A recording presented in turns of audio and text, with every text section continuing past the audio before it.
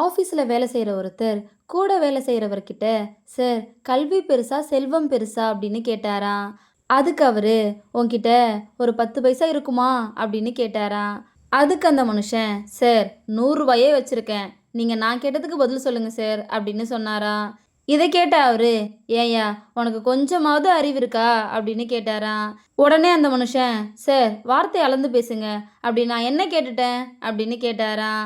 அதுக்கு அவரு, பாத்தியா, காசு இருக்கான்னு கேட்டப்போ வராத கோபம், அறிவு இருக்கான்னு கேட்டப்போ வருது. இதுல இருந்து என்ன தெரியுது? பணம் இருந்தா நீ இருக்குன்னு சொல்லுவ, இல்லைன்னா நீ இல்லைன்னு சொல்லுவ. இதுக்காக நீ எந்த அவமானமும் பட மாட்ட. ஆனா அறிவு இருக்கான்னு கேட்டப்போ உன்னையே அவமானப்படுத்தின மாதிரி கோபப்பட்ட. இப்போ தெரிஞ்சுக்கோப்பா, அறிவு இருக்கவங்க அவங்க அறிவாலேயே உயர்ந்துருவாங்க அப்படின்னு சொன்னாராம். இதோட இந்த கதை முடிஞ்சிருச்சு. புதுசா பிறந்த கொசு ஒன்று பறக்க ஆரம்பிச்சுதான். கொஞ்ச தூரம் பறந்து போயிட்டு வந்துதான்.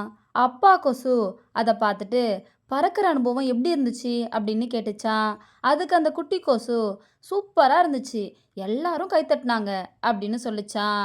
அதுக்கு அந்த அப்பா கொசு, கைத்தட்டினதெல்லாம் உன்னை சாகடிக்கிறதுக்கு, நீ பறந்ததுக்காக இல்லை அப்படின்னு சொல்லிச்சான். ஆனால் அந்த பறந்த கொசு எல்லாரும் கைத்தட்டினாங்க அப்படின்னு தான் நினச்சிக்கிச்சு. அதனால தான் அது பறந்து திரும்ப வந்துச்சு. உங்களை அழிக்கணும்னு வர்றவங்கள கூட நமக்கு நல்லது தான் செய்கிறாங்க அப்படின்னு நீங்கள் நினச்சிக்கோங்க. நீங்கள் நினச்சது தான் நடக்குமே தவிர, உங்களை அழிக்கணும்னு நினச்சவங்க நினச்சது நடக்கவே நடக்காது. அதுதான் இந்த கதை நமக்கு சொல்லுது.